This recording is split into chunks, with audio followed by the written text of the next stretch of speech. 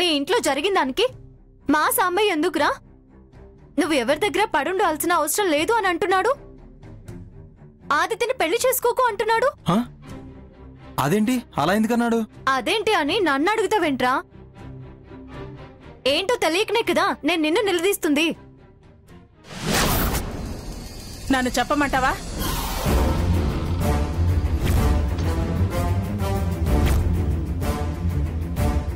అసలు నువ్వెవరే వీడిని నిలదీయటానికి, వీడితో గుంజలు తీపించడానికి? నువ్వు అడిగే అడ్డమైన ప్రశ్నలకి వీడి దగ్గర సమాధానం ఉండాలా?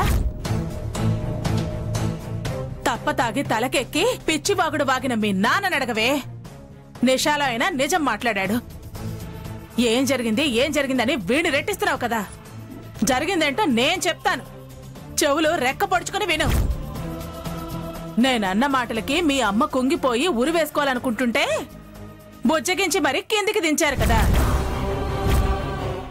మనసు మార్చడానికి గాలి మార్చాలనే వంకతో మిమ్మల్ని తాడేపల్లి పంపించి ఇక్కడ ఫ్రీగా తాగుతూ కూర్చున్నాడు. ఈ అప్ప కొడుకులు నా మీద ఎందుకు రెచ్చిపోయారు? వీళ్ళు నన్ను కారణం చేసి కార్నర్ చేశారు. నేను అసలు కారణం ఏంటో కనుక్కుందామని మీ ఇంటికి వెళ్లేసరికి తప్పటడుగులు, నాలుక మడత మాటలు మాట్లాడుతుంటే సుభాషితాలు వినసొంపుగా చెప్పాను. అది పడుండేది కాదు, నేను సహించేదాన్ని కాదు.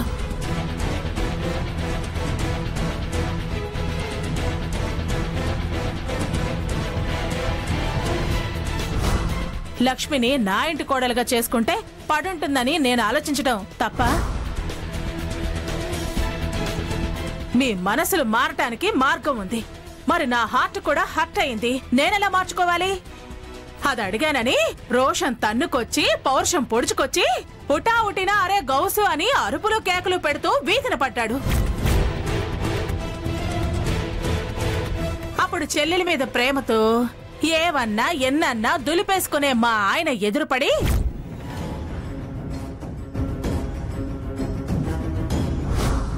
ఈ పొజిషన్లో ఎక్కడికి గౌసుని రమ్మంటున్నావు? ఏదో మ్యాటర్ సెటిల్ చేయాలంటున్నావు?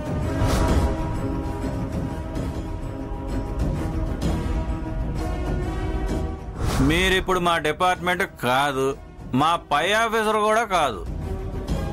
మీరు అడిగే అధికారం లేదు, మాకు చెప్పాల్సిన అవసరం కూడా లేదు. అప్పుడు మీ నాన్న ఆవేశంగా బయలుదేరాడు.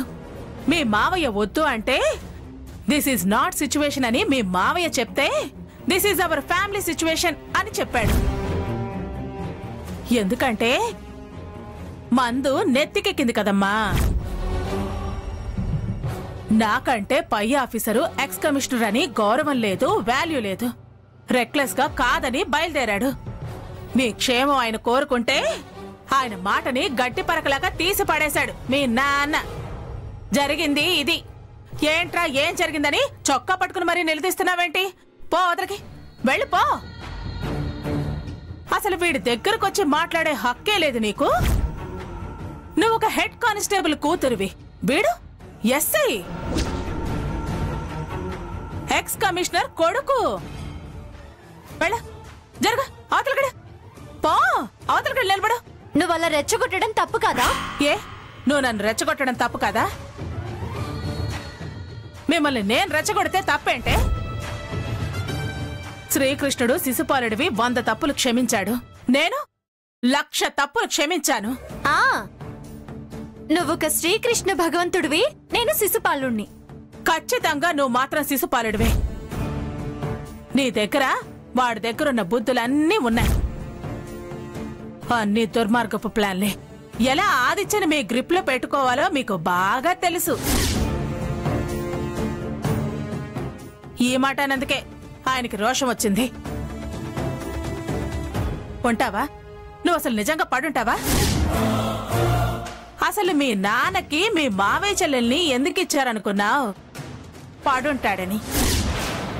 పడున్నాడు. నేను సాంబయ్య అని పేరు పెట్టి పిలిచినా, అన్నయ్య అని పిలవకపోయినా పలుకుతాడు. ఎందుకనుకున్నావు? మీ నాన్న పొజిషన్ అది.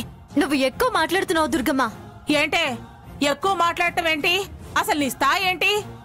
పైగా వచ్చి వీడి కాలర్ పట్టుకుని అడుగుతున్నా. నువ్వు అడిగే ప్రశ్నలకి సమాధానం చెప్పే అవసరం వాడికి లేదు. ఏ లిమిట్స్ లో ఉండాలో ఆ లిమిట్స్ లో ఉండు. ఆ మాట ఏదో మీ ఆయనకి చెప్పు.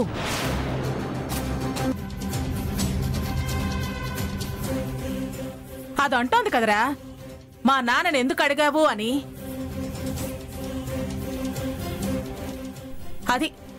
అదిరా వాళ్ళ నాన్న మాటకి విలువ ఇస్తోంది. నువ్వేమో దాన్ని కొంగు పట్టుకుని తిరుగుతున్నావు. నువ్వు సునకాన్ని తీసుకొచ్చి సింహాసనం మీద కూర్చోపెట్టినా దాని బుద్ధి మాత్రం పోగొట్టుకోదు.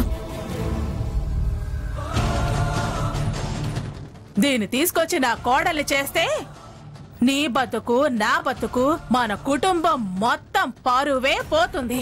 దుర్గమ్మ నన్ను రెచ్చగొట్టకు. ఏంటి ఏంటి ఏం చేస్తావు?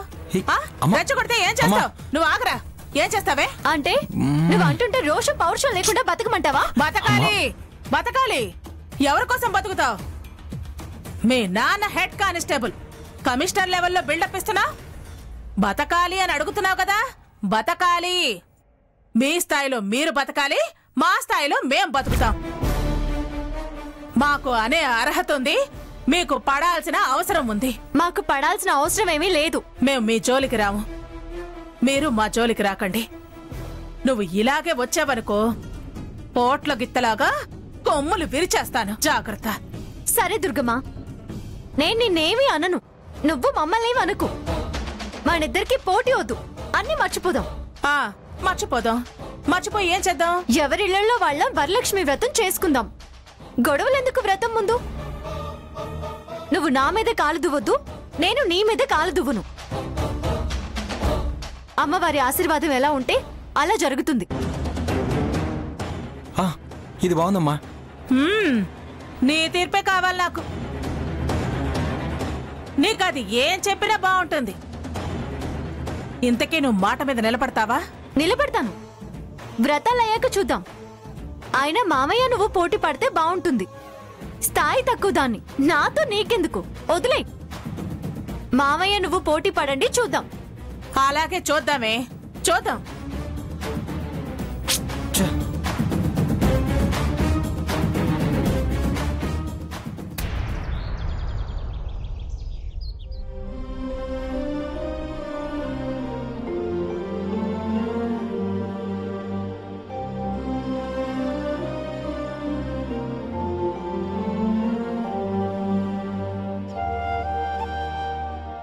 చేసిందంతా చేసి మళ్ళీ పువ్వులు పూజలు.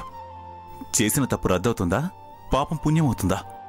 మనుషులతో కఠినంగా మాట్లాడి వాళ్ల మనసుల్ని గాయపరిచి దేవుడికి ఎన్ని పూజలు చేసినా, ఎన్ని నైవేద్యాలు పెట్టినా, ఎన్ని హారతులిచ్చినా యువతల గాయపడిన మనసు మంచిగా అవుతుందా? ముక్కలైన మనసు తిరిగి అతుక్కుంటుందా? మొదటి నుంచి దూరం అంటూనే ఉంది. ఇప్పుడు ఆ దూరం ఇంకా పెంచింది. ప్రియా చచ్చిపోయే వరకు వచ్చిందంటే ఎంత కఠినంగా మాట్లాడుంటుంది? ప్రియ మనసు ఎంత బాధపడి ఉంటుంది? హాయిగా పూలదండలు కట్టుకుంటూ రేపటి పూజకు ఏర్పాటు చేసుకుంటున్నారా? అన్నీ ఆ దేవుడు చూస్తూనే ఉంటాడు.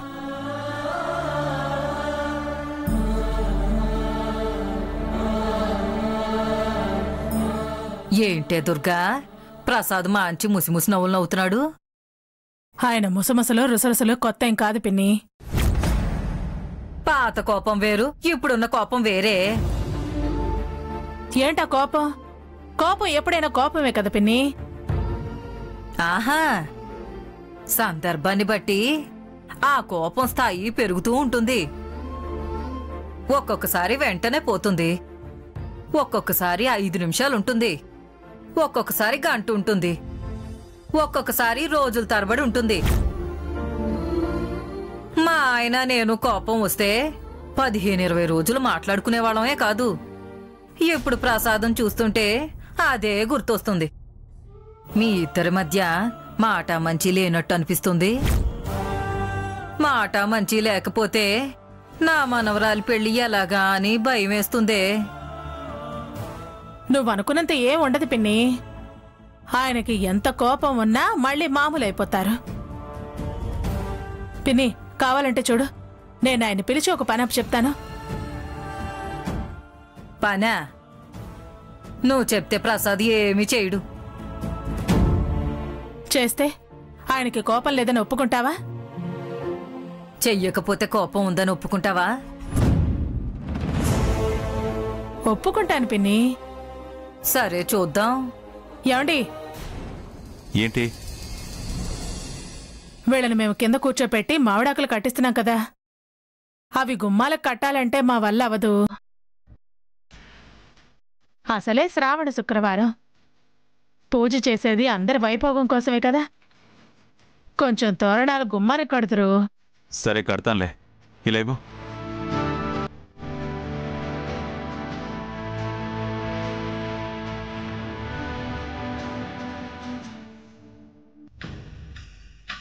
ఇప్పుడేమంటావు పిన్ని? ఏమంటాను? కాపురం చేసేది నువ్వు, నేనేమంటే ఏముందలే, నువ్వే కదా రైటు. ఆయన కోపం పాల పొంగులాంటిదని నాకు తెలుసు కదా పిన్ని. నువ్వెందుకు వర్రీ అవుతావు? నా మనవరాలు పెళ్లి పెండింగ్ పడుతుంటే నేను వర్రీ కాకుండా ఉంటానేమే? ఏమో, శ్రావణ శుక్రవారం లక్ష్మీదేవి పూజతోనైనా నా మనవరాలు బతుకు కుదుటను పడాలి. ఆ తల్లిని నేను గట్టిగా వేడుకోవాలి. రే ఆదిత్య, నువ్వు ఈ పూలదండలు తీసుకుపోయి లోపల అమ్మవారి దగ్గర పైనుంచి కింద దాకా చక్కగా డెకరేషన్ చేయి. సరేమ్మా. రే ఆదిత్య, ఇట్రారా. ఆ దండలు తర్వాత కడుదు గాని, ఇట్రా. తోరణాలు కడుదు గాని. సరేనన్నా.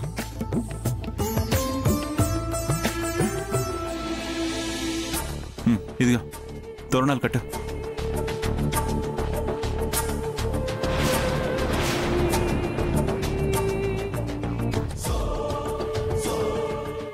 ఇప్పుడేమంటావే దుర్గా? అంటానికి ఏముంది పిన్ని? ప్రసాదు ఆదిత్యకు తోరణాలు ఇచ్చాడు, చూసావా? ఇస్తే ఇచ్చారు, ఇప్పుడేమైంది? ముందైతే తీసుకున్నారు కదా. కోపం ఉన్నవారైతే వాణ్ణి మాత్రం ఎందుకు కట్టమంటారు? నేను తోరణాలు కట్టండి అని అడగగానే నేను కట్టను అని వెళ్ళిపోయేవారు కదా. అబ్బా, ఊరికే నన్ను అడిగిందే అడిగి విసిగించకండి. అసలే రేపు పూజ ఉంది. నా బుర్ర కొంచెం ప్రశాంతంగా ఉండనివ్వండి. నేనేమైనా ఇవన్నీ కావాలని చేస్తున్నానేమే? నా మనవరాలి పెళ్లి కోసమే కదా నా ఆరాటం అంతా. ఇప్పుడు నీ మనవరాలి పెళ్లికొచ్చిన డోకా ఏమీ లేదు. నా మీద నమ్మకం ఉంచండి.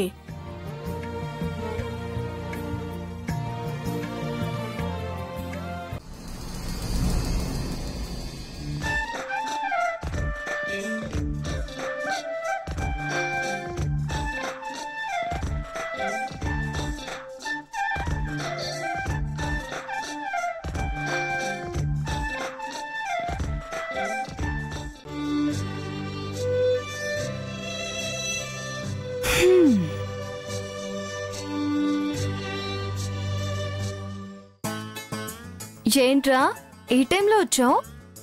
రావాల్సి వచ్చింది, వచ్చాను. మా అత్త ఇంటికి రావడానికి నాకు టైం అంటే I'm always reserve to entry. సర్లే, ముందు ఎందుకు వచ్చావో చెప్పు. అత్తే లేదా? లేదు, పనుందని బయటికెళ్ళింది. వావ్ వావ్, అయితే మనం చాలా లక్కీ అన్నమాట. ఏంట్రా లక్కీ? అత్తయ్య లేదు అంటే లక్కీ అంటున్నావు? పిచ్చి పిచ్చి ఆలోచనలు రాను మాకు. చిన్న మెదడులో జ్ఞాపక శక్తి నర ఉంటుంది చూడు, దాన్ని కత్తిరించేస్తాను. అబ్బా వద్దులేవే, వద్దు. అసలే నాకు కొంచెం జ్ఞాపక శక్తి తక్కువ. నువ్వు నరం కట్ చేసావనుకో, టోటల్ గా నీ మీదే డిపెండ్ అవ్వాల్సి వస్తుంది. ఇప్పుడు మాత్రం నా మీద డిపెండ్ అవ్వకుండా నువ్వేదో సొంతంగా ఆలోచిస్తున్నట్టు. సర్లే, అవన్నీ ఎందుకులే గాని అసలు ఎందుకు వచ్చావో చెప్పు. అత్తయ్య సూసైడ్ అటెంప్ట్ చేసుకున్నప్పటి నుంచి నాకెందుకో అత్తయ్యని మాటి మాటికి చూడాలనిపిస్తుంది, అత్తయ్యతో మాట్లాడాలనిపిస్తుంది. ఏంట్రోయ్, ఏంటి కొత్తగా ఏదో సెంటిమెంట్ సీన్ తయారు చేస్తున్నావు? ఇలా నీ మాటలతో సెంటిమెంట్ క్రియేట్ చేసి మా అమ్మని బోల్తో కొట్టిద్దాం అనుకుంటున్నావా? నేను కూడా నువ్వు అత్తయ్య కోసం వచ్చావులే అని చెప్పి సైలెంట్ అయిపోతాను అనుకుంటున్నావా? హలో, ఇలాంటివి చాలా చూశాను. తులసి దగ్గర పరాచికాలు వద్దమ్మా. ఎలా వచ్చావో అలా వెళ్ళిపో, ఓకేనా? అసలు నీకంత భయం ఎందుకే? నాకు భయం ఏంట్రా? మరేంటి అత్తయ్య లేదు అంటున్నావు? అంటే లోపలేదో భయం ఉన్నట్టే కదా? నువ్వంటే ఏంట్రా భయం? నన్ను చూసి భయపడేవాడివి నువ్వు. నేను ఎంత భయపడినా కొన్నిసార్లు నువ్వు కూడా భయపడాల్సి వస్తుంది. భయపడతావులే, భయపడుతూ ఉంటావు. చాలే, ఎక్స్ట్రాల్ చేయకుండా వెళ్ళు. సర్లే, అత్తయ్య వచ్చాక ఒక మిస్డ్ కాల్ ఇవ్వు, అప్పుడు వస్తాను. సరే సరే, బాయ్.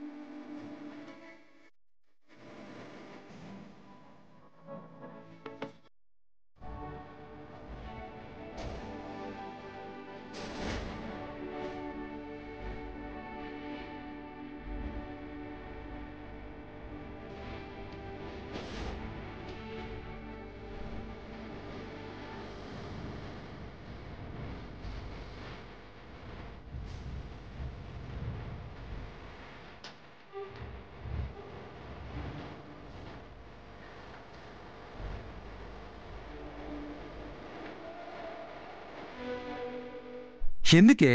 ఎందుకు నీకు అంత శ్రమ? నేనున్నాను కదా. రే, దించురా, దించు. నేను కిందకి దించానే అనుకో, నీ గుమ్మం ఎలా అందుతుంది? పూలదండ కట్టాలనే కదా నీ తాపత్రయం. అలాంటప్పుడు నేనున్నది ఎందుకు?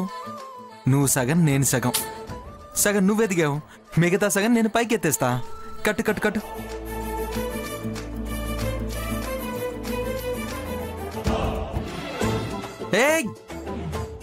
హే, ఏంటే దండ గుమ్మానికి కడుతున్నావా, నా మెల్లో వేస్తున్నావా?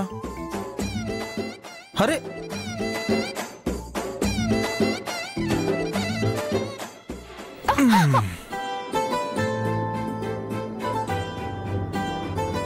ఇదేరా, ఇదే నేను అంది. ఇలాంటి పిచ్చి వేషాలు వేస్తావని అన్నాను. ఇదే నేను అంది, నీకు భయము అని. ఎంతైనా ఆడపిల్ల ఆడపిల్లనే. మగవాళ్ళని చూస్తే భయం వేయడం సహజం. నువ్వు ఎంత డేరింగ్ అండ్ డాషింగ్ అయినా కొన్ని విషయాల్లో మాత్రం భయపడక తప్పదు.